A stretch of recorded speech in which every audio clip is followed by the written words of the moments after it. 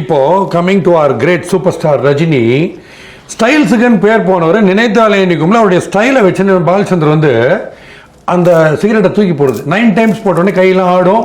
பூர்ண Viswanath lovely comedy track பூர்ண விஸ்வநாதனோட இருக்கும் இல்லையா? இப்போ நீங்கள் எதாவது இப்போ ஃபார் எக்ஸாம்பிள் எடுங்கடா வண்டின்னு அந்த துண்டடி போட்டு தாண்டி போகிறது இருக்குல்ல, இந்த மாதிரி ஏதாவது styles which you have created and told Rajini இதை ஸ்டைலாக பண்ணுங்கன்னு இருக்கா, இல்லை எல்லாமே அவர் பண்ணி காமிப்பார்? இல்லை, அந்த ஸ்டைலை மட்டும் விட்டுரும் அவர்கிட்ட. ஏன்னா முதல் படம் பண்ணும்போதே நானே கேட்டிருக்கேன், சார் இந்த ஸ்டைல் இது எப்படி பண்ணீங்க இப்படி பண்ணீங்க, சிகரெட்டை இப்போ போட்டு காமிங்க, இது எப்படி சார் எவ்வளோ ப்ராக்டிஸ்னா? ஐயோ அதுங்கன்னா ப்ராக்டிஸ் பண்ணிக்கிட்டே இருக்கணும், கொஞ்சம் கேப் காமன் ரியாலிட்டிலேயே நிறைய அதை பண்ணிட்டு தான் இருப்பேன் போட்டு. ஆமாம் ஆமாம், அது அப்போ தானே உங்களுக்கு ஷார்ட்டில் அட்லீஸ்ட் முதல் 2 டேக்கில் ஓகே ஆகலனா கூட 3ஆவது டேக்கில் ஓகே ஆகும். ஓகே, இப்போது அந்த பேசிக்கிட்டே அந்த நடந்து போகும்போது அந்த சிகரெட் போட்டார், அதுக்கிட்ட கரெக்டாக பண்ணிட்டார். அந்த அந்த தீக்குச்சி அப்படி பற்ற வைக்கிறதில்ல, அது ஈஸி, நிறைய பேருக்கு வரும்.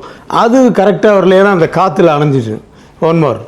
அப்போ அதுக்காக வந்து மறுபடியும் இது நடந்து போட்டு எட்ரா வண்டி என்று வாக் பண்ணும்போது அப்படி போட்டு சாடாக்கணும். 3ஆவது வாட்டி வரும்போது அது கரெக்டாக பற்ற வச்சு அதுலேருந்து புகை வரணும்.